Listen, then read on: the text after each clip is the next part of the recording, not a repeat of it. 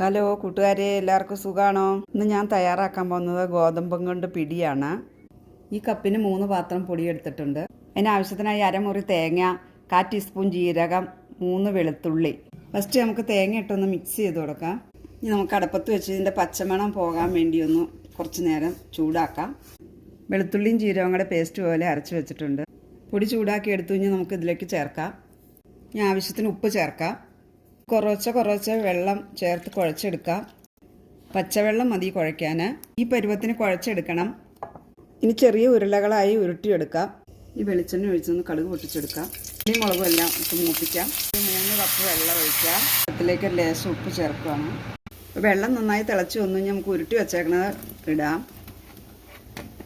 15 minute വരെ മൂടി വെച്ച് വേവിക്കാം. ഇടയ്ക്കൊന്ന് ഇളക്കി കൊടുക്കണം. നമ്മുടെ പിടിയുടെ വെള്ളമൊക്കെ പറ്റി വെന്ത് വന്നിട്ടുണ്ട്. കറിയൊന്നും ഇല്ലാതെ കഴിക്കാൻ പറ്റിയതാണ്. എല്ലാവരും ഒന്ന് ട്രൈ ചെയ്ത് നോക്കണേ.